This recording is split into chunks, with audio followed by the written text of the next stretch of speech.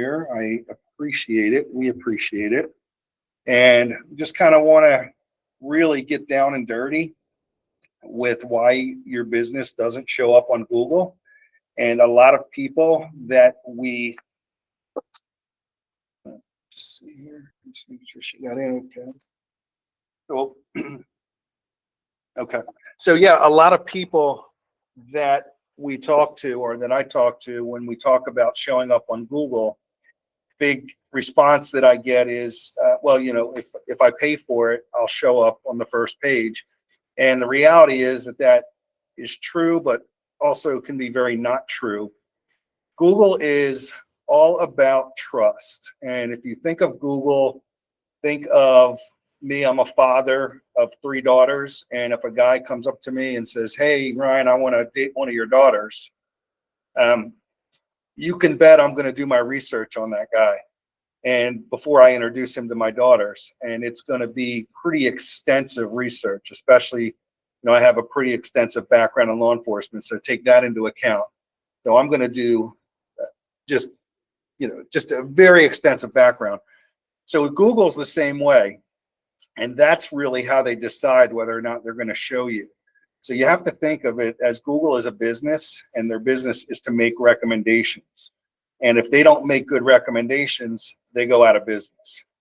So it doesn't rank always the best business. It ranks the one that it trusts the most. And there's a lot of different signals that we're just going to kind of go through and explain, how Google makes these decisions. What do they look at? And I can almost assure you that most of you that are on here, it's not going to be what you think it is. Most people think, well, if I just do a lot of blogs and use a lot of keywords, Google's going to serve me up. And that's actually not true. So we'll start with Google, your Google business profile. That is Google's baby. Google owns it. It's kind of ground zero. That, along with your website, is ground zero. So they will look at all of that information that you have in your Google business. And that's kind of where they start the verification process. So they're going to look, your name, category, address, phone number, reviews, photos, videos, hours, pictures. And then it starts with, they take that information and they start comparing that to your website. And we'll get a little more into it. So along with your Google business profile are reviews. And a good way to put that is it's street cred. Google looks at reviews as, who are you associating with? So for example, this boy that wants to date my daughter, if I'm doing a little investigating on him and I see, he's hanging out with just a shady crowd, bad crowd, getting into trouble, that's his credibility. That's who he's associating with. So that's going to be a red flag. And another thing, just to touch on Google reviews, is, getting into where people really just have this limited knowledge of what Google really looks at.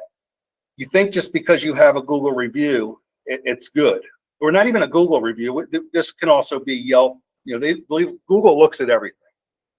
But just because you have a review that's 5 stars does not mean that Google is like, yeah, they're trustworthy. Google actually looks at where that review is coming from, and they read that review very carefully. And if the review is not really relevant to your business, they can immediately kind of sift it out and saying, okay, this is a buddy sending a review. Or a lot of people try and buy these reviews through services, and Google sniffs it out. So not only when Google sniffs it out is it bad, but it ranks you lower. Google will push you down a little bit because basically they know that you're trying to be deceptive. Consistency. I actually want to show something here. So when it comes to consistency, this is a big one, and I'm going to share this real quick. So this is consistency of your business information across all of your assets. And believe it or not, they look at it, gets as detailed as this. If your website, for example, has your phone number in one format, but your Google My Business or Google Business page has it in another format, your Facebook has it in another format, Google Maps has the, so they look at all this, and if it's not consistent, it starts to question how much they trust you. So it's very, very important to take the time to go through everything that you have, whether it's on your website, your business registration. I mean, if your business registration is registered as MergePoint Marketing LLC, you want to make sure that you're utilizing that especially in your Google business page and things that Google really looks at. And we'll jump backlinks. This is a big one. So backlinks are these are basically, let me open that up. These are links that are out there that if someone clicks on, it goes to somewhere on your web page. So maybe if you're doing a shared blog with somebody and you write a blog on somebody's website and then it says to learn more, click here and it brings you to your website. That's a backlink. The more backlinks you have, in theory, the more Google trusts you, because you're saying, well, okay, I've got a lot of people that are sending, basically putting their reputation on the line by sending people to my website from their website. But what people don't understand is there's a thing called toxic backlinks. So not only does Google look at the amount of backlinks you have, but they're also looking at where those backlinks are coming from. And everything we're talking about as far as trust, if Google doesn't trust where it's coming from, then it actually can hurt you when it comes to Google wanting to recommend you. And I'll just give you like a quick example. So this is just a quick report that we ran on one of our customers. And give me 1 second here. There it is. So backlinks overall. So what we were able to find out with this particular customer, so they had 171 referring domains. That means there's 171 different domains that are referring back to this customer's website in one way or another. 496 backlinks. So that means that some of these have multiple links back. Now here, these are the ones you got to worry about. These 2 high toxic and these 67 medium. These are things that Google is saying you're sending links back to your website, but these are toxic. We don't like where they're coming from. So take it a step further, just to give you an example of what a toxic link could be. So going a little further, these are the 2 toxic links. And if I click on one of those links, I'll show you where it goes. Actually, I might have gotten rid of it, but basically, there are websites and there are companies out there that are trying to, they link to your website without you even knowing it. And a lot of them are things that are trying to sell you something or trying to sell somebody else something, and they're linking to your website to make them appear like they're more legit because they're linking to XYZ company. So it's just something that you really have to be aware of, and you have to take the time. And sometimes it takes a lot of time to get these links removed, because you kind of have to track down who's linking to you. And then you have to try and find a method of communication, which sometimes it's very difficult. So it takes a lot of investigative work. Sometimes some of them just have a link. It'll just say, to unlink, click here. And those are great if you can find those. Social media platforms. So Google they don't really use, likes, or they don't use likes and stuff to rank you. But again, they do scroll, or they do look at your social media platforms, but it's to confirm legitimacy. So if you have a business platform, make sure that the content you're posting on your business platform matches what you're putting out on your Google business, matches what's on your website. Make sure the phone number, the address, you don't want to have, locations that differ, etc. So again, just stay on top of it and make sure that it's consistent. Remember, Google likes consistency. They don't like change. It's just, they want consistency. User behavior. So this is a good one. Google really watches how people interact or how they behave online with your brand. And I'll give you an example. So one of the things that I did was I Googled tennis racket repair near me. And the first one that came up is this place. So let's say I click on it. Actually, let's go to the website. And I don't see anything on here about repairing a racket. Actually, all I see here is surfacing. So immediately I back out. So what I just did is I bounced. And Google's going to see those bounces and they're going to start to suspect, why are people clicking on this and leaving immediately? So they're actually watching your behavior when you get to that website. And this will happen. I can almost guarantee if I go back in a week and check this out, it's going to change because they're coming up, which means they're somehow marketing for racket repair. They don't do racket repair. They do sports surfaces. So this is a huge mismatch, and Google's going to figure it out. And whatever this company is doing to show up here, I don't know. I haven't done the research, but it could very well hurt them, depending on what they did. If they tried to get there, some companies will try to show up for that because they know, people who put down tennis surfaces might need racket repair. But anyway, so that's kind of some of the behaviors that they're going to look at, and it can get very, very technical. Google, we really like to watch the interaction of people when they land on a website, and you can do this yourself. Learn how to use your Google Analytics page, and really just learn it and look at it every day.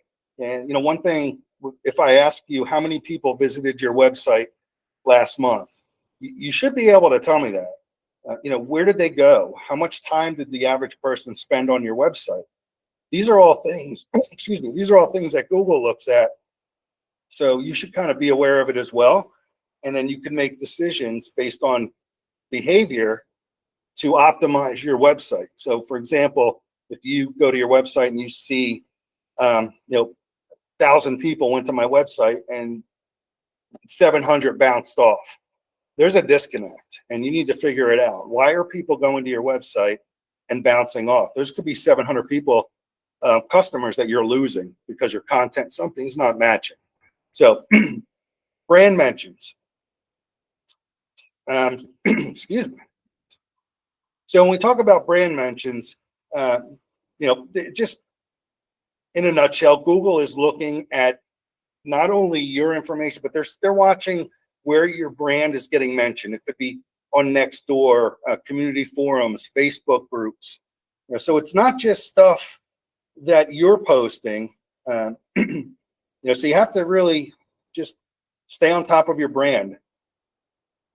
Multimedia contact. All right, this is my favorite. So Google loves originality. It is huge. So multimedia, this comes to images, videos, YouTube content. This is why I hate stock images on a website or anywhere in your marketing online. Originality. So Google is constantly crawling millions and millions and millions of online data every second. So think about this. I'm going to give you an example. So here's just a company I just Googled. It's just an insurance company. And there's some images they use. If I right click on this image, do a search with my Google Lens, and click on exact matches, this is everywhere that this image is being used. I could literally just keep scrolling down forever. So it's not original. And Google is scrolling and seeing this picture, I don't know, could be thousands of times. And they're all different kinds of companies. So it's not original. It hurts you. And I could go on to other, here's another one I did. Just took an image, right clicked it, and again. So it's not original. So try and stay away from stock images and stock videos, especially on your website. Landscape competitor or competitor landscape. Again, this is just, you know what? I think I skipped one. Structured data. Right. So this is a little more technical, but this is, I'll give it to you in a very simple way to understand. Google gives us the playbook of how they want everything structured. They tell us how they want their websites to be built. They tell us what kind of content. It's not a guessing game. It's out there. But the reason that Google does that is, think of it this way. If I'm scrolling millions and millions and millions of data points and websites and Google business profiles every second, if they're all structured the same way, it's a lot easier for me to scroll. So if you're hiring somebody and you've got 100 resumes that came in, and you're looking at 100 resumes stacked on your desk, 99 of those resumes are in the same format. You know what? Actually, let's cancel that. I'm not going to use the resume one. Let's go back to when we were in school and before there was AI. And if there's any young people on here, you're going to have no clue what I'm talking about. You've got a teacher. She says, we're going to write an essay today. And here's what I want you to do. I want you to make an outline of your main point, you know, your plot. And I want you to do your sub points and what each paragraph is going to be. And then I want, you know, each paragraph to correlate to a sub point, and then I want you to wrap it up with your conclusion. Now, if you go ahead and you've got 99 students that do that in that perfect format, but then you've got one student that just absolutely ignored everything that the teacher said. You know, the plot is at the bottom, everything's backwards. So now when this teacher is going through looking at these 100 pages, when it gets to that one, the first, without even reading it, you know she's going to put it right in the bottom of the list, because she can't look at the data quick enough because it's not in the same format. It's the same thing with Google. So you want everything to be the way Google, you know, tells us to build something. Competitor landscape is basically exactly, you know, what it says. Google really takes into account, you know, just it's comparing your competitors to you constantly, and that's why, you know, this is. I guess the reason we name this, you know, who's Google going to serve? Is it going to be you or your competitors? You know, so they're looking at everything that we kind of talked about, and they're deciding who they're going to serve up. And here's the last one, and this is the one that people don't kind of don't believe me sometimes, but Google double checks your legitimacy using data that's in the offline world. You know, so business registry, you know, they have these I don't want to say partnerships, but they have the ability to, you know, they go into these public records deep, and they can check your business registration, your business licenses. They check your location verification is a big thing. You know, now with Google My Business or Google Business, they're even making you take videos of your office space and your trucks and your signage and your uniforms. So they're really getting strict on it. But they do look at public records. They look at business licenses. They do look at mobile GPS data as well. So yeah. So I think that about wraps it up. I wanted to keep it short and sweet. And if anybody has any questions, you know, we can go that route. If I can figure out how to get back to to my page to take the questions. Oh, So hey, Ryan, can you show how to get to the Google like how to look at all your Google Analytics? I can't yeah. remember. I know you showed us before, but I can't remember. So you want to go to analytics.google. Okay, writing this down. Yep. And then you're gonna, you'll have an account. You'll log in. And if you don't have this, you know, I can show Yeah. you. So, but you Okay. do have it because we're Yeah. actually shared with it. Okay. Yeah. So basically, But like it's going just to look like this. But you can see, you know, it shows you new users. So learning how to analyze all this data is a whole nother thing. But it's a good idea to get used to it. Maybe watch some YouTube videos. Google does have some good training things, etc. And what you'll end up doing is you'll go in here and you'll set up your own reports. Yeah. And you'll customize your own reports. And then once you have your report customized of what data you want to see, you can just have it automatically shoot you an email or go, once a month, once a week. And then you can also set other triggers in here and other, what they call special events. So if there's things that you want to measure, for example, say you want to measure if somebody's watching a video on your website, how long are they watching it for? Are they getting halfway through the video? Are they getting, so that you can get really, really specific. Okay. That's good to know. Yeah. Can you also see from here if people bounce off your site? Is that possible to see that? Oh, yep. Yeah, the answer is yes. I'm got a lot. Yeah, I know it's okay, but you can. Yeah, but you can see. Okay. Yeah. You could even get back to me. I'm just curious. Yeah, obviously you can. It's somewhere. Yeah, it's a good idea. What we like to do is you kind of want to watch the journey, the customer or the potential, watch their journey. So you can tell not only that they're on your site, but you want to see where do they come from. So if you're running ads, well, that's a whole nother thing. But let's say maybe you did a Facebook post and you linked your website to it. So you want to be able to see, what did that generate? And did they come from the Facebook post? Where did they go on your website? Did they stay on your website? Did they bounce off? And these are all things that if you look at, you can really strategize and say, so we've seen a lot of people that will spend a lot of time creating, this huge social media campaign. And they'll say, yeah, I've been doing social media and doing these posts. And when we go in, they've never looked at the metrics. And sometimes we'll go in and we'll say, oh, wow, you've got 0. So you've been wasting all of this time and energy, for whatever, 4 weeks, 5 weeks, a month, 2 months, and you've gotten literally not one person has clicked over to your website. So it's either you don't have the audience, you're putting it out in the wrong place, your content is not what people want to read.